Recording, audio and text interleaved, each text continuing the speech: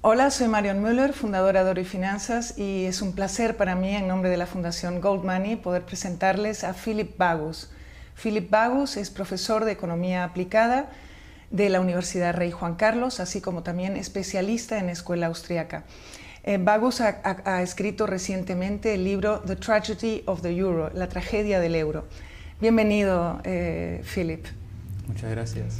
Quería preguntarle con respecto a su libro La tragedia del euro. Usted en este libro es muy crítico con el origen del euro y así también con la función de los bancos centrales. ¿Nos puedes explicar un poquito más este asunto?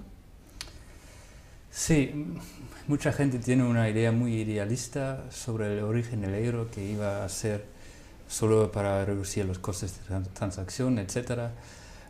Entonces, si tienes una visión así de la historia del euro, vas a pensar muy diferente sobre el futuro de él también. Si miras lo que ha pasado de verdad con el euro, ves que es como un intento para dar un paso más adelante hacia la centralización en Europa y para deshacerse de la disciplina que imponía la Bundesbank, el Banco Central Alemán en Europa. Disciplina de la inflación.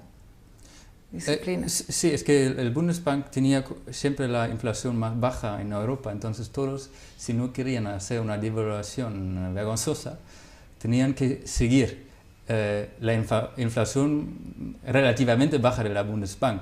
Entonces, por ejemplo, Francia no podía tener un déficit muy alto porque si no, no lo podían financiar con el Banco Central francés. El Banco Central francés tuve que subir los tipos de interés, es decir, producir menos dinero para que no había una devaluación con el marco.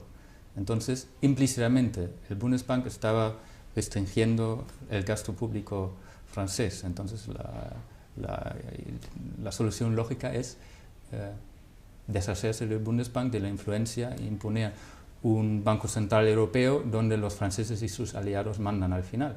Lo vemos ahora con Draghi ya. El último espíritu del Bundesbank se ha ido prácticamente. El fin oficial de la ECB es tener una inflación de precios abajo y cerca del 2%. Pero Alemania está aceptando también esas políticas entonces. Ahora tenemos un 3% de inflación y tipos de interés ridículamente bajos. Entonces, lo racional sería, viene un nuevo presidente del Banco Central Europeo, va a subir mucho los tipos de interés. ¿Qué ha hecho? Lo ha bajado, los tipos de interés.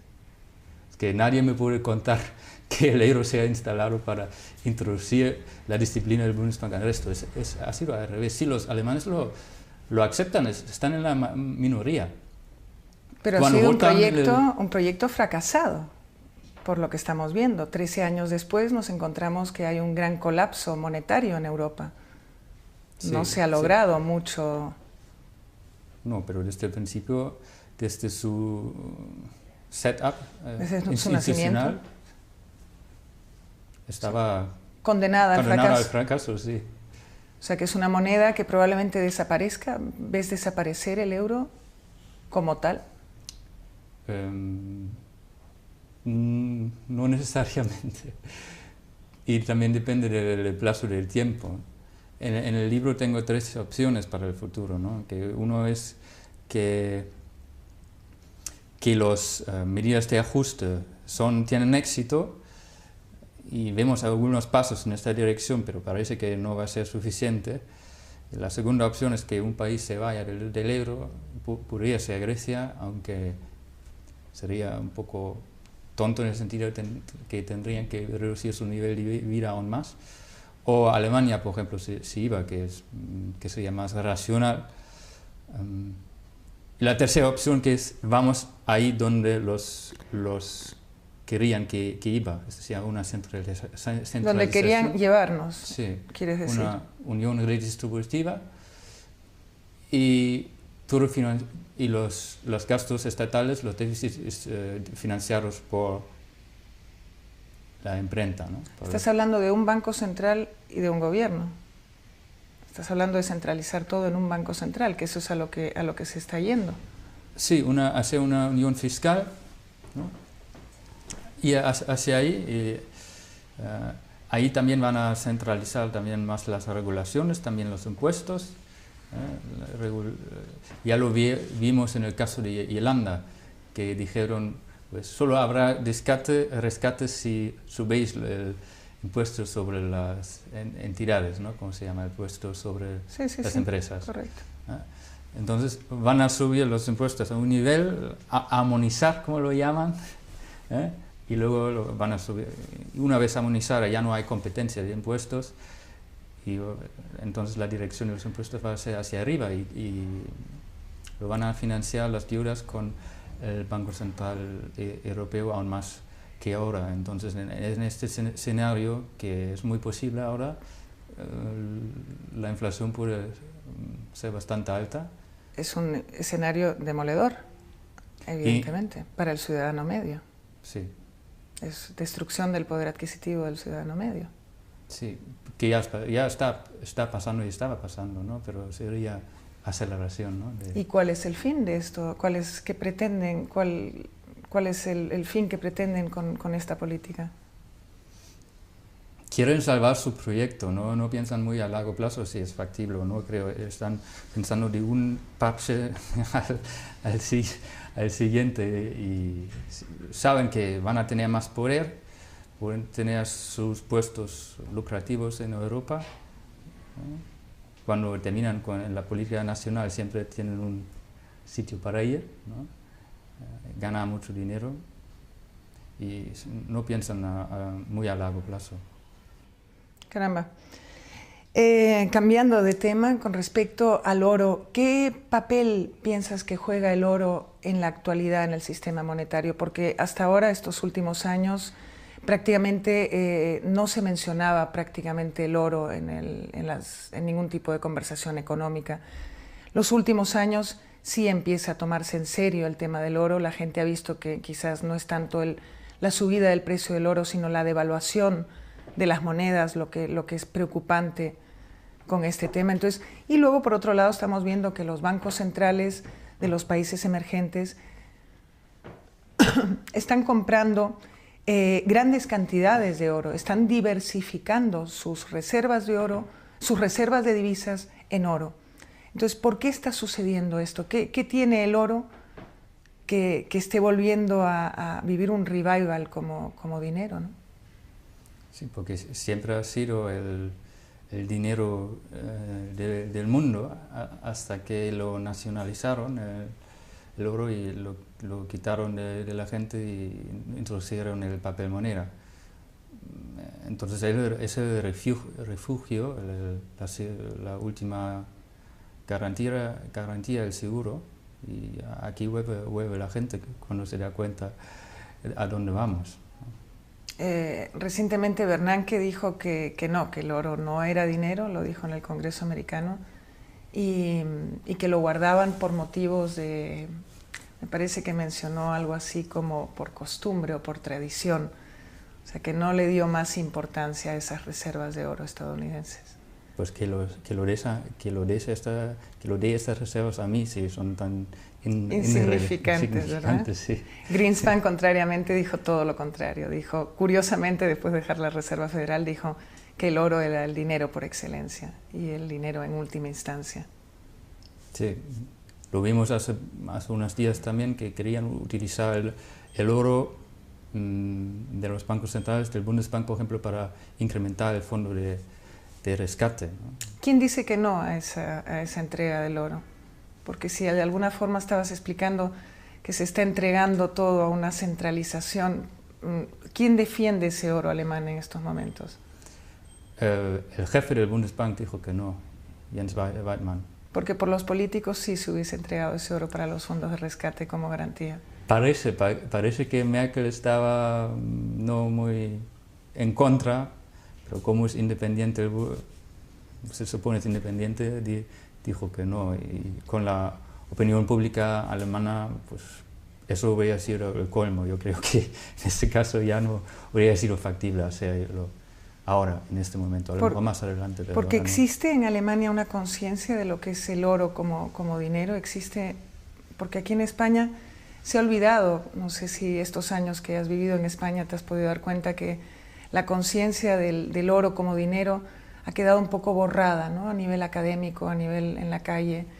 La gente, bueno, ahora está empezando a volver, ¿no? Pero en Alemania me da la impresión que existe una mayor conciencia de que el oro es dinero y que conserva el poder adquisitivo, y quizás por las crisis y las inflaciones que se han vivido, ¿no? Sí, exactamente. Yo creo que ha sido por los dos tipos de inflaciones del siglo XX, y a mí me parece es mucho más fácil comprar oro en Alemania que aquí. En cualquier banco lo puedes comprar en Alemania, la gente lo colecciona. Yo creo que sí, hay otra cultura acerca del oro, puestas por esa historia, creo, en Alemania. Y caso del Bundesbank, a lo mejor la gente no crea tanto en un nivel de teoría monetaria, sino cree más que eso es nuestro y no lo vamos a entregar, ¿no? Correcto. ¿Crees que es posible que pueda haber una especie de vuelta a un patrón oro en Europa por el colapso del euro, que no quede otra opción que decir, bueno, necesitamos tener un anclaje, un patrón estable, y de alguna forma se vuelva? De hecho, Robert Zoellick, el presidente del Banco Mundial, lo propuso hace no mucho, ¿no? Dijo que quizás el oro sería una buena parte de una cesta de divisas, propuso al oro como una parte del respaldo para una divisa de reserva mundial. ¿Tú ves la posibilidad de que eso sea, de que vuelva el oro? Existe la posibilidad, pero no está en el interés ni de los políticos, porque el oro restringe su capacidad de financiar sus gastos con la máquina de hacer dinero, ¿no? Entonces sí restringe su poder bastante, y luego el sistema bancario tampoco, si se les quita de una manera su capacidad de crear dinero de la nada, que sería con un patrón oro, sobre todo si es de 100%. Y también hay una relación muy estrecha entre bancos y grandes empresas, que hay muchas participaciones. Entonces la élite en los países, la élite política financiera, está en contra. Entonces yo veo muy difícil hacerlo, o que convencer a la gente que haya una solución, por ejemplo, a la crisis de euro, de salir de Grecia, de salir del euro y introducir un oro dracma, por ejemplo. Pero sería una buena solución para ellos, pero no está en el interés de la clase política, y la población no tiene la educación suficiente para presionar. Entonces no lo veo muy probable, desgraciadamente. Desgraciadamente, ¿verdad? Y entonces, tú eres especialista en economía austriaca. ¿Qué soluciones se aplica la economía austriaca para estos momentos? ¿Qué soluciones aplicaría ahora mismo, o sea, la economía austriaca para la crisis en la que estamos, en el momento en el que estamos, claro? Con la teoría, o la escuela austríaca en sí no da soluciones, solo describe cómo funciona el mundo, pero claro, si con este conocimiento de cómo solucionamos el mundo podemos pensar en una solución. Entonces sería sí, una reforma monetaria profunda, por ejemplo, introduciendo el patrón oro 100%, reforma bancaria, es decir, reserva 100%, definiendo los derechos de los depositantes. Disculpa, cuando dices reserva 100%, ¿te refieres a la reserva fraccionaria? Sí. Pues un tema bastante desconocido por la gente. Cuando tú depositas tu dinero, tú piensas que tu dinero lo tienes depositado, porque ¿puedes explicar lo de la reserva fraccionaria exactamente? Sí, cuando alguien deposita 100 euros en el banco no está obligado a guardarlo, ¿no? Lo puede prestar a otro. Entonces no lo tienes siempre a tu disposición, ¿no? Y con el oro sería lo mismo, tú depositas 100 gramos de oro y el banco lo podría, con reservas fraccionarias, lo podría prestar una parte, y así crear medios fiduciarios o sustitutos monetarios de la nada, beneficiarse así o incrementar la masa monetaria. que luego baja los tipos de interés, lleva los ciclos económicos, luego lo usan para financiar los gastos estatales. Es decir, es un fracaso total. Es el problema más grande que tiene la humanidad ahora mismo. O sea, sería uno de los factores más importantes el retirar ese privilegio, por decir, de reserva fraccionaria de los bancos centrales y de los bancos en general. Ahí se decide el futuro de la humanidad. ¿Y eso lo está planteando alguien ahora mismo? ¿Se está planteando en los mentideros económicos, se está planteando en el G20, se está planteando el tema ese, o no se menciona siquiera? No se menciona. Si quieres seguir con este sistema que es muy lucrativo para los que están arriba, los banqueros sobre todo y los políticos, los banqueros que financian los políticos y los políticos que dan los privilegios y rescatan a los banqueros, ¿no? Es una simbiosis perfecta. O sea, es un ciclo que se repite una y otra vez, o sea... Sí, pero no necesariamente, porque depende también de las ideas de la gente. Si se podría convencer de la gente, hacerle entender cómo funciona, cómo va en su contra, entonces a lo mejor sí se podría cambiar. Pero a mi juicio falta bastante todavía para lograr esto. ¿Y existen agrupaciones ahora mismo que estén abogando por estos cambios profundos en el sistema financiero internacional? Agrupaciones de economistas, de intelectuales, que estén llamando la atención sobre estos puntos flacos a tener en cuenta en la economía y para el futuro? Sí, y son cada vez más, ¿no?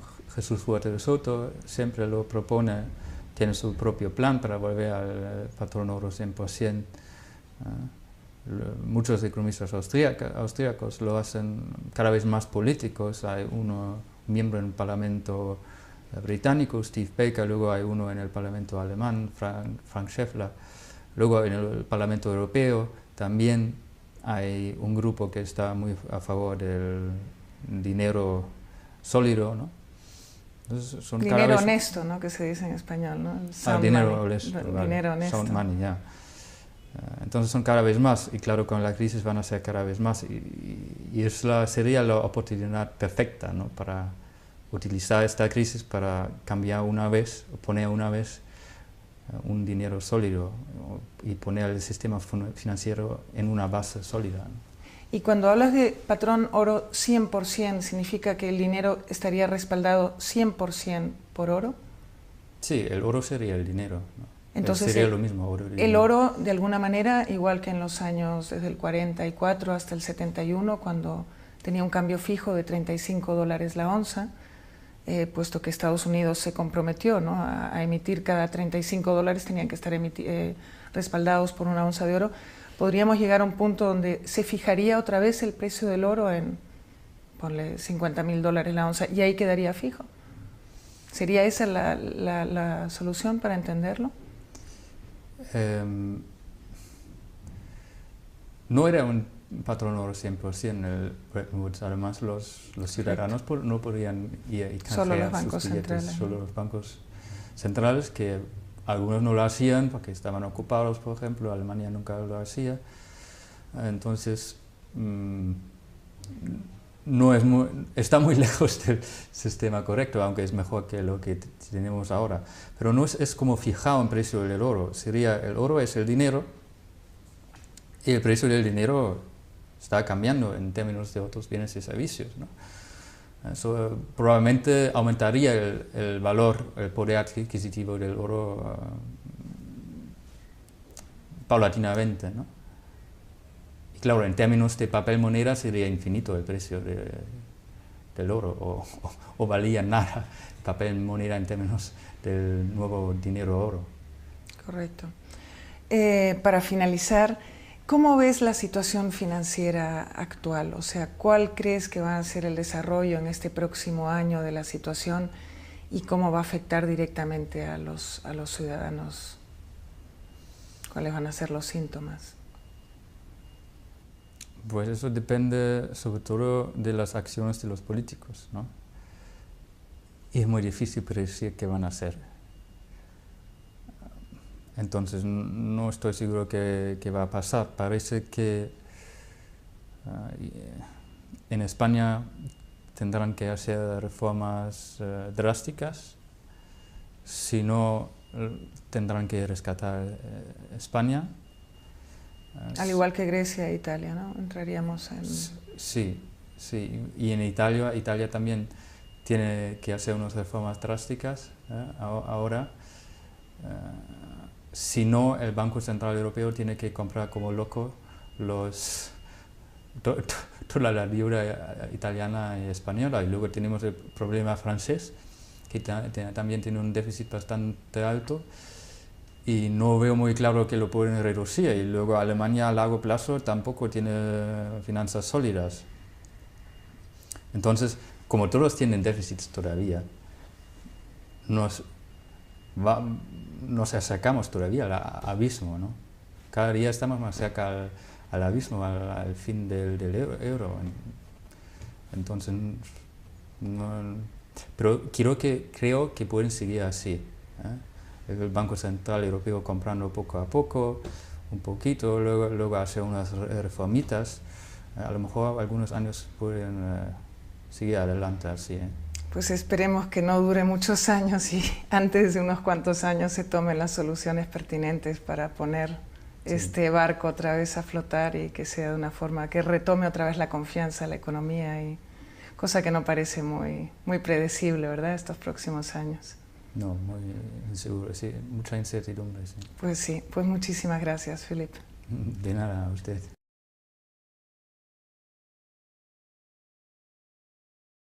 El libro The Tragedy of the Euro, la tragedia del euro. Bienvenido, Philip. Muchas gracias. Quería preguntarle con respecto a su libro La tragedia del euro. Usted en este libro es muy crítico con el origen del euro y así también con la función de los bancos centrales. ¿Nos puedes explicar un poquito más este asunto? Sí, mucha gente tiene una idea muy idealista sobre el origen del euro, que iba a ser solo para reducir los costes de transacción, etc. Entonces, si siempre la inflación más baja en Europa, entonces todos, si no querían hacer una devaluación vergonzosa, tenían que seguir la inflación relativamente baja de la Bundesbank. Entonces, por ejemplo, Francia no podía tener un déficit muy alto porque si no, no lo podían financiar con el Banco Central francés. El Banco Central francés tuvo que subir los tipos de interés, es decir, producir menos dinero para que no había una devaluación con el marco. Entonces, implícitamente, el Bundesbank estaba restringiendo el gasto público francés. Entonces, la solución lógica es deshacerse del Bundesbank, de la influencia, e imponer un Banco Central Europeo donde los franceses y sus aliados mandan al final. Lo vemos ahora con Draghi, ya el último espíritu del Bundesbank se ha ido prácticamente. Si tienes una visión así de la historia del euro, vas a pensar muy diferente sobre el futuro de él también. Si miras lo que ha pasado de verdad con el euro, ves que es como un intento para dar un paso más adelante hacia la centralización en Europa y para deshacerse de la disciplina que imponía la Bundesbank, el Banco Central Alemán, en Europa. Disciplina de la inflación. Disciplina. Sí, es que el Bundesbank tenía...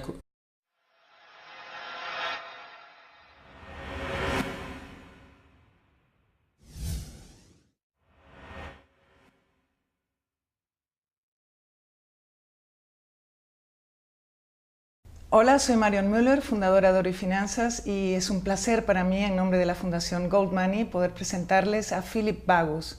Philip Bagus es profesor de Economía Aplicada de la Universidad Rey Juan Carlos, así como también especialista en escuela austriaca. Bagus ha escrito recientemente